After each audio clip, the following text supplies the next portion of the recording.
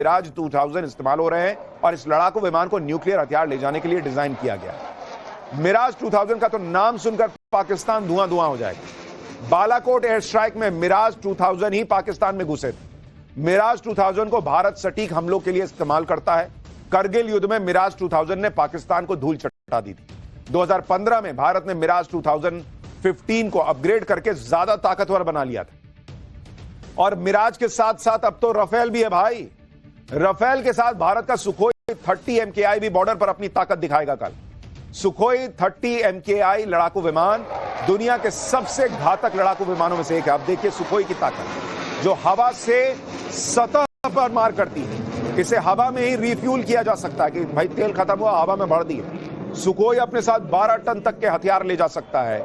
Sukhoi 30 MKI एक बार में 3000 kilometre की उड़ान भर सकता है।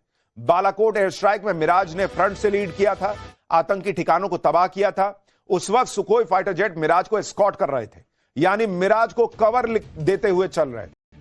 अब आप सोचिए कल सुखोई भी उड़ेगा, कल मिराज भी उड़ेगा, जैगुआर भी उड़ेगा, Su-30 भी उड़ेगा और ये सारे पाकिस्तान के बॉर्डर पर उड़ेंगे। और मैं आपको दिखाता हूं ये ड्रिल कहां पे होने वाली है।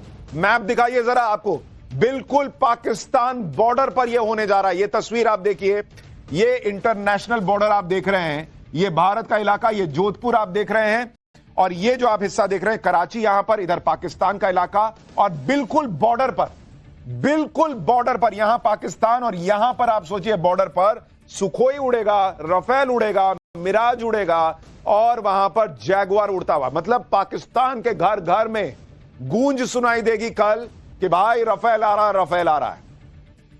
जब भी इस तरह के युद्धाभ्यास होते हैं तो उससे संबंधित अलर्ट भी जारी किया जाता है ताकि सबको पता रहे कि युद्धाभ्यास ही कोई हो रहा है, कोई जंग नहीं हो रही। इस अलर्ट के लिए नोटाम जारी किया जाता है। आप भी बहुत सुन रहे होंगे नोटाम जारी हुआ, नोटाम जारी हुआ।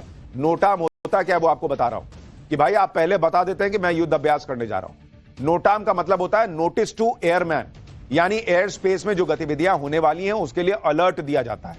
जैसे कल के लिए जो नोटाम जारी हुआ है उसमें युद्धाभ्यास की तारीख, जगह और टाइम भी लिखा हुआ है। इससे दूसरे देशों को भी अलर्ट मिल जाता है और भारत में जो लोग एविएशन सेक्टर से जुड़े हैं उन्हें भी जानकारी मिल जाती है। इससे फ्लाइट ऑपरेशन से जुड़े लोगों को एयर स्पेस में होने वाले बदलाव की रियल टाइम जानकारी मिलती है। इस तरह के नोटिस फ्लाइट सेफ्टी के लिए जरूरी होते हैं। तो अगली बार आप जब नोटाम सुनिएगा तो समझ जाइएगा कि भाई ये कोई ऑपरेशन होना था, मतलब ड्रिल होनी थी, उसके पहले उसके लिए ये जारी किया गया और इसका मतलब जो है वो होता है notice to airman. NOTAM, notice to airman, जिससे आप सामने वाले को बता देते हैं कि भाई अभी ठोकने नहीं आ रहे हैं, थोड़ा और इंतजार करो, अभी टाइम। इंडियन एयरफोर्स की ताकत के सामने पाकिस्तान कहीं नहीं टिकता। भारत के लड़ाकू विमानों की ताकत तो आपने देखी। अब देखिए भारत के मुकाबले पाकिस्तान की एयरफोर्स कितने पानी में है। भारत के पास कुल 2229 एयरक्राफ्ट हैं, पाकिस्तान के पास 1399 एयरक्राफ्ट। भारत के पास 513 फाइटर एयरक्राफ्ट है, पाकिस्तान के पास मात्र 328 और भारत के पास 899 हेलीकॉप्टर हैं जबकि पाकिस्तान के पास 373। भारत के पास 80 अटैक हेलीकॉप्टर है, पाकिस्तान के पास 57 अटैक हेलीकॉप्टर है और भारत के पास 74 स्पेशल मिशन एयरक्राफ्ट हैं, पाकिस्तान के पास 27। यानी हर मामले में पाकिस्तान जो है वो भारत से बहुत पीछे है और वो कुछ भी नहीं कर पाए। इसी बीच पाकिस्तान से एक और ब्रेकिंग न्यूज आ गई है। पाकिस्तान ने बता दी है भारत के हमले की तारीख। भारत में पाकिस्तान के उच्चायुक्त रहे अब्दुल बासित ने बड़ा बयान दिया है। अब्दुल बासित ने कहा है कि 10 या 11 मई को भारत बड़ा एक्शन कर सकता है। रूस में विक्ट्री डे परेड के बाद भारत कोई एक्शन लेगा, यह अब्दुल बासित दावा कर रहे हैं कि भाई 10 मई या 11 मई पाकिस्तान की जान गई, ऐसी वाली स्थिति बन सकती है। यह पाकिस्तान के जो उच्चायुक्त रहे अब्दुल बासित वो दावा कर रहे हैं। हालांकि ये वही पाकिस्तान है जो आपको याद होगा पहले कह रहा था कि भारत 48 घंटे में हमला कर देगा। आपको याद है ना वहां के रक्षा मंत्री कहे थे कि वी हैव क्रेडिबल एविडेंस कि भारत 36 से 48 घंटे में हमला कर देगा। 48 घंटे गुजर गए।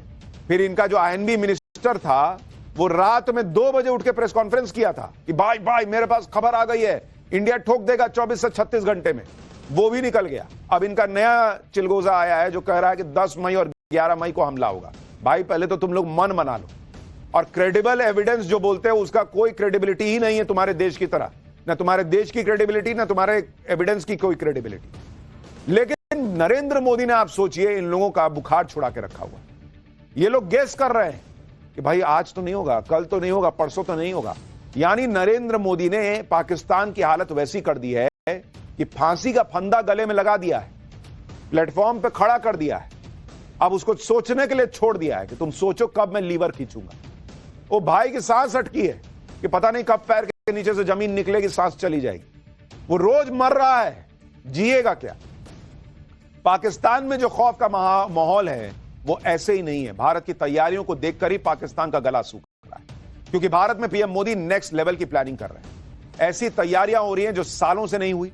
अब तो लोग भी चर्चा कर रहे हैं कि पीएम मोदी कुछ बड़ा ही करेंगे बॉस। ये उसी का हिसाब किताब दिख रहा है। कुछ दिनों की बात है बस, जब पाकिस्तान के खिलाफ वो एक्शन भी होगा जिसकी उम्मीद देश पीएम मोदी से कर रहा है। पीएम मोदी के इरादे और प्लानिंग किस लेवल के हैं, इसी से पता चल रहा है कि पूरे देश में युद्ध से निपटने की तैयारी हो रही है। मॉक ड्रिल का आयोजन हो रहा है देश में। 54 साल के बाद सुरक्षा मॉक ड्रिल होगी। पूरा देश कुछ देर के लिए अंधेरे में डूब जाएगा। क्या यह युद्ध शुरू होने का पहला संकेत है, लोग यह भी पूछ रहे हैं। लेकिन पहलगाम अटैक के बाद आतंक और आतंक के समर्थकों पर तगड़े एक्शन की मांग पूरा देश कर रहा है। पीएम मोदी पूरी तसल्ली से तैयारी कर रहे हैं। पूरी तैयारी के साथ पाकिस्तान पर एक्शन होगा, अब यह कंफर्म हो चुका है। कल वॉर मॉक ड्रिल होनी है, लेकिन उससे पहले ही आज देश के कई इलाकों में मॉक ड्रिल का ट्रायल भी हो गया। युद्ध के लिए देश की तैयारियां किस लेवल की हैं, हर भारतीय कैसे तैयार है, और अगर यह चैप्टर आपने घर बैठे देखा तो आप भी तैयार हो जाएंगे। पहले उसका एक ट्रेलर देखिए।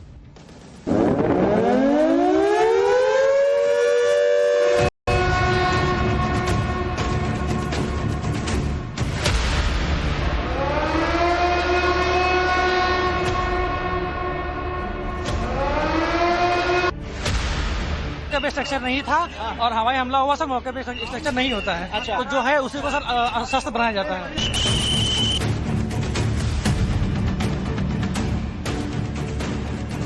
19 जिले आइडेंटिफाइड हैं, जिसमें एक जिला ए कैटेगरी में है, 2 जिले सी कैटेगरी में है, रेस्ट सभी जिले बी कैटेगरी के हैं।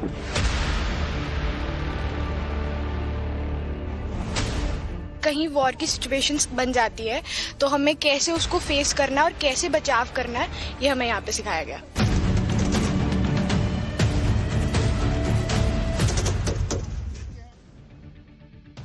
यानी प्रधानमंत्री नरेंद्र मोदी ने इशारा कर दिया है कि युद्ध के लिए देश को तैयार रहना चाहिए।